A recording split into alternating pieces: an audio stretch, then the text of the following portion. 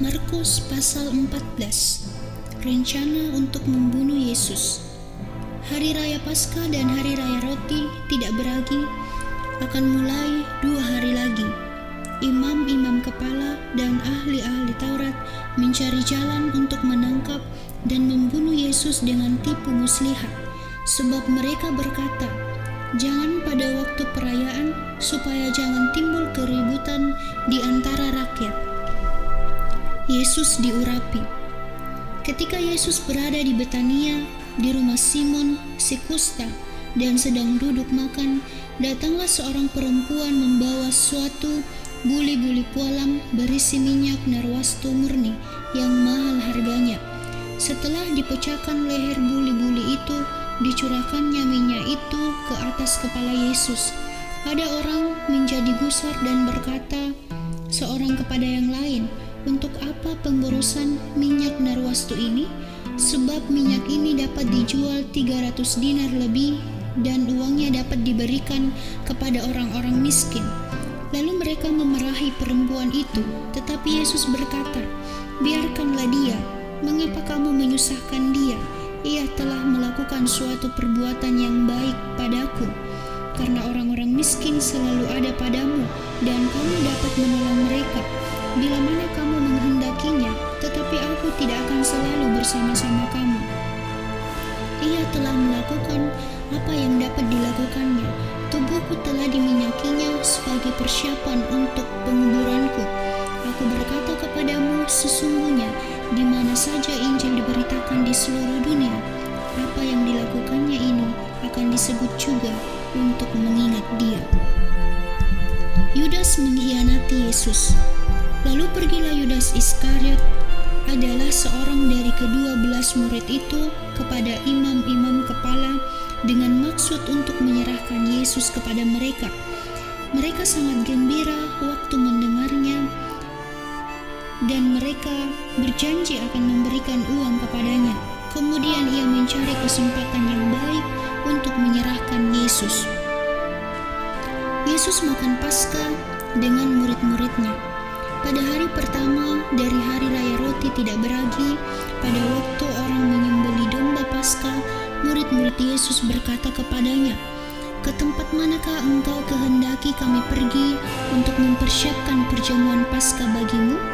Lalu ia menyuruh 2 orang muridnya dengan pesan, "Pergilah ke kota, di sana kamu akan bertemu dengan seorang yang membawa kandil berisi air.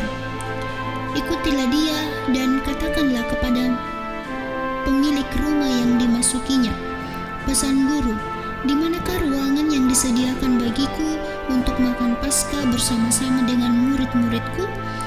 Lalu orang itu akan menunjukkan kamu sebuah ruangan atas yang besar yang sudah lengkap dan tersedia. Disitulah kamu harus mempersiapkan perjamuan Paskah untuk kita." Maka berangkatlah kedua murid itu, dan setibanya di kota, didapati mereka semua seperti yang dikatakan Yesus kepada mereka, lalu mereka mempersiapkan Paskah. Setelah hari malam, datanglah Yesus bersama-sama dengan ke-12 murid itu. Ketika mereka duduk di situ dan sedang makan, Yesus berkata, "Aku berkata kepadamu, sesungguhnya seorang di antara kamu akan menyerahkan aku, yaitu dia yang makan dengan aku." Maka sedihlah hati mereka, dan seorang demi seorang berkata kepadanya, "Bukan aku, ya Tuhan." Ia menjawab, "Orang itu ialah salah seorang dari kamu yang 12 ini. Dia yang mencelupkan roti ke dalam satu pinggan dengan aku. Anak manusia memang akan pergi sesuai dengan yang ada tertulis tentang dia. Akan tetapi, celakalah orang yang olehnya anak manusia itu diserahkan. Adalah lebih baik bagi orang itu sekiranya ia tidak dilahirkan." Penetapan perjamuan malam. Dan ketika Yesus dan murid-muridnya sedang makan, Yesus mengambil roti, mengucap berkat, memecah-mecahkannya, lalu memberikannya kepada mereka dan berkata, "Ambillah, inilah tubuhku." Sesudah itu ia mengambil cawan, mengucap syukur, lalu memberikannya kepada mereka, dan mereka semuanya minum dari cawan itu. Dan ia berkata kepada mereka, "Inilah darahku, darah perjanjian yang ditumpahkan bagi banyak orang. Aku berkata kepadamu, sesungguhnya aku tidak akan minum lagi hasil pokok anggur sampai pada hari aku meminumnya, yaitu yang baru dalam kerajaan Allah. Petrus akan menyangkal Yesus. Sesudah mereka menyanyikan nyanyian pujian, pergilah mereka ke Bukit Zaitun. Lalu Yesus berkata kepada mereka, "Kamu semua akan tergoncang imanmu, sebab ada tertulis, Aku akan memukul gembala dan domba-dombaku itu akan tercerai-berai. Akan tetapi sesudah aku bangkit, aku akan mendahului kamu ke Galilea." Kata Petrus kepadanya, "Biarpun mereka semua tergoncang imannya, aku tidak." Lalu kata Yesus kepadanya, "Aku berkata kepadamu, sesungguhnya pada hari ini, malam ini juga, sebelum ayam berkokok 2 kali, engkau telah menyangkal aku 3 kali." Tetapi dengan lebih bersungguh-sungguh Petrus berkata, "Sekalipun aku harus mati bersama-sama engkau, aku tak akan menyangkal engkau." Semua yang lain pun berkata demikian juga. Di Taman Getsemani. Lalu sampailah Yesus dan murid-muridnya ke suatu tempat yang bernama Getsemani. Kata Yesus kepada murid-muridnya, "Duduklah di sini sementara aku berdoa." Dan ia membawa Petrus, Yakobus, dan Yohanes sertanya. Ia sangat takut dan gentar, lalu katanya kepada mereka, "Hatiku sangat sedih, seperti mau mati rasanya. Tinggallah di sini dan berjaga-jagalah." Ia maju sedikit, merebahkan diri ke tanah, dan berdoa supaya sekiranya mungkin saat itu lalu daripadanya. Katanya, "Ya Aba, ya Bapa, tidak ada yang mustahil bagimu. Ambillah cawan ini daripadaku, tetapi janganlah apa yang aku kehendaki, melainkan apa yang engkau kehendaki." Setelah itu, ia datang kembali dan mendapati ketiganya sedang tidur. Dan ia berkata kepada Petrus, "Simon, sedang tidurkah engkau? Tidakkah engkau sanggup berjaga-jaga 1 jam? Berjaga-jagalah dan berdoalah, supaya kamu jangan jatuh ke dalam pencobaan. Roh memang penurut, tetapi daging lemah." Lalu ia pergi lagi dan mengucapkan doa yang itu juga. Dan ketika ia kembali pula, ia mendapati mereka sedang tidur, sebab mata mereka sudah berat, dan mereka tidak tahu jawab apa yang harus mereka berikan kepadanya. Kemudian ia kembali untuk ketiga kalinya dan berkata kepada mereka, "Tidurlah sekarang dan istirahatlah, cukuplah, saatnya sudah tiba. Lihat, Anak Manusia diserahkan ke tangan orang-orang berdosa. Bangunlah, marilah kita pergi, Dia yang menyerahkan aku sudah dekat." Yesus ditangkap. Waktu Yesus masih berbicara, muncullah Yudas, salah seorang dari ke-12 murid itu, dan bersama-sama dia serombongan orang yang membawa pedang dan pentung, disuruh oleh imam-imam kepala, ahli-ahli Taurat, dan tua-tua. Orang yang menyerahkan dia telah memberitahukan tanda ini kepada mereka.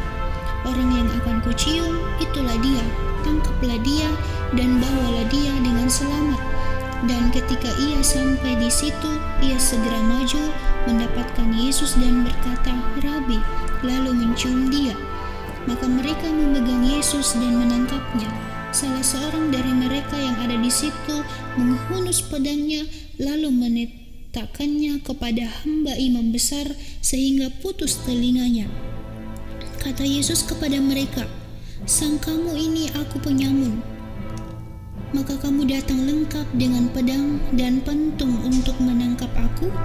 Padahal tiap-tiap hari aku ada di tengah-tengah kamu mengejar di bait Allah, dan kamu tidak menangkap aku. Tetapi haruslah digenapi yang tertulis dalam kitab suci." Lalu semua murid itu meninggalkan dia dan melarikan diri. Ada seorang muda yang pada waktu itu hanya memakai sehelai kain lenan untuk menutup badannya. Mengikuti dia, mereka hendak menangkapnya, tetapi ia melepaskan kainnya dan lari dengan telanjang. Yesus di hadapan mahkamah agama. Kemudian Yesus dibawa menghadap imam besar, lalu semua imam kepala, tua-tua dan ahli Taurat berkumpul di situ. Dan Petrus mengikuti dia dari jauh sampai ke dalam halaman imam besar, dan di sana ia duduk di antara pengawal-pengawal sambil berdiam dekat api. Imam-imam kepala, malah seluruh mahkamah agama mencari kesaksian terhadap Yesus supaya ia dapat dihukum mati. Tetapi mereka tidak memperolehnya. Banyak juga orang yang mengucapkan kesaksian palsu terhadap dia, tetapi kesaksian-kesaksian itu tidak sesuai yang satu dengan yang lain. Lalu beberapa orang naik saksi melawan dia dengan tuduhan palsu ini. Kami sudah mendengar orang ini berkata, "Aku akan merubuhkan bait suci buatan tangan manusia ini, dan dalam 3 hari akan kudirikan yang lain, yang bukan buatan tangan manusia." Dalam hal ini pun kesaksian mereka tidak sesuai yang satu dengan yang lain. Maka imam besar bangkit berdiri di tengah-tengah sidang dan bertanya kepada Yesus. Katanya, "Tidakkah engkau memberi jawab atas tuduhan-tuduhan saksi-saksi ini terhadap engkau?" Tetapi ia tetap diam dan tidak menjawab apa-apa. Imam besar itu bertanya kepadanya sekali lagi. Katanya, "Apakah engkau Mesias, anak dari yang terpuji?" Jawab Yesus, "Akulah dia, dan kamu akan melihat Anak Manusia duduk di sebelah kanan yang Maha Kuasa dan datang di tengah-tengah awan-awan di langit." Maka imam besar itu mengoyakkan pakaiannya dan berkata, "Untuk apa kita perlu saksi lagi? Kamu sudah mendengar hujatnya terhadap Allah. Bagaimana pendapat kamu?" Lalu dengan suara bulat mereka memutuskan bahwa dia harus dihukum mati. Lalu mulailah beberapa orang meludahi dia dan menutup mukanya dan meninjunya sambil berkata kepadanya, "Hai Nabi, cobalah terbuka." Malah para pegawai pun memukul dia. Petrus menyangkal Yesus. Pada waktu itu Petrus masih ada di bawah, di halaman. Lalu datanglah seorang hamba perempuan imam besar, dan ketika perempuan itu melihat Petrus sedang berdiam, ia menatap mukanya dan berkata, "Engkau juga selalu bersama-sama dengan Yesus, orang Nazaret itu." Tetapi ia menyangkalnya dan berkata, "Aku tidak tahu dan tidak mengerti apa yang engkau maksud." Lalu ia berkata keserambi muka dan berkokoklah ayam. Ketika hamba perempuan itu melihat Petrus lagi, berkatalah ia pula kepada orang-orang yang ada di situ, "Orang ini adalah salah seorang dari mereka." Tetapi Petrus menyangkalnya pula. Tidak lama kemudian orang-orang yang ada di situ berkata juga kepada Petrus, "Engkau ini pasti salah seorang dari mereka, apalagi engkau seorang Galilea." Maka mulailah Petrus mengutuk dan bersumpah, "Aku tidak kenal orang yang kamu sebut-sebut ini." Dan pada saat itu berkokoklah ayam untuk kedua kalinya.